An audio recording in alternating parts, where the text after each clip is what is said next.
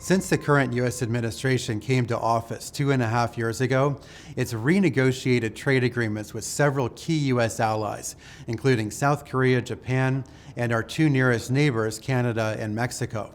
In addition to that, 15 months ago, in May 2018, the U.S. imposed a 10% tariff on $200 billion worth of Chinese goods, one that's set to potentially go to 25% as of September 1st of this year.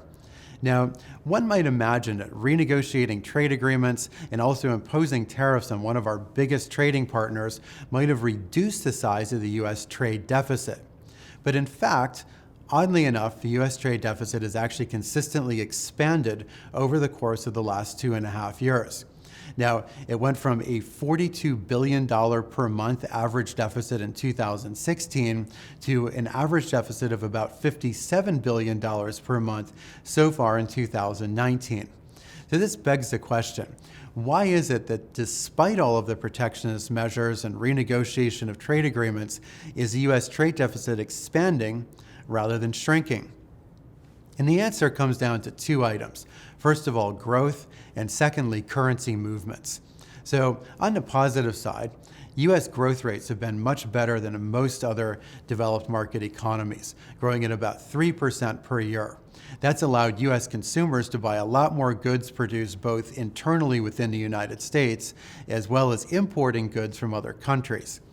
On the other hand, slower growth in several key U.S. trading partners has meant that their consumers are not able to buy as many exports from the United States.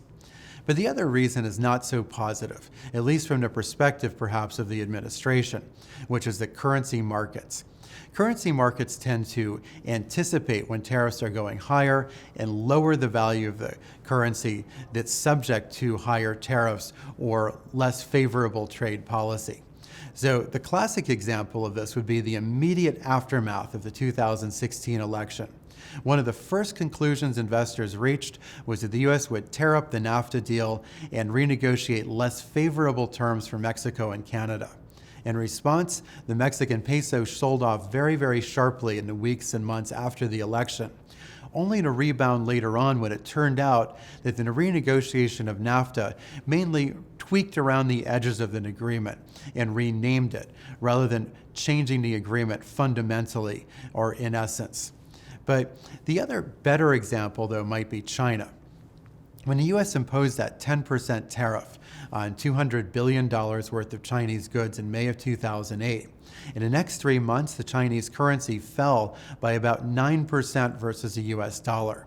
So the irony is this.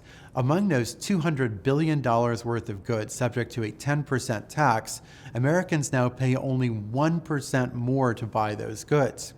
But for the remainder of China's exports to the U.S., which is the great majority, summing up to almost $340 billion of additional exports, Americans now pay 9% less to buy those goods. So as a result, on the whole, Americans can buy goods more cheaply from China today than they could before the administration raised tariffs on China in May 2018. What's more is in the past few months, we've seen the administration announcing that that tariff is set to go higher, and the Chinese currency is already responding by going lower. It seems as though currency markets are determined to thwart the administration's effort to implement higher tariffs to reduce the size of the U.S. trade deficits. I'm Eric Norland, Senior Economist with the CME Group in London.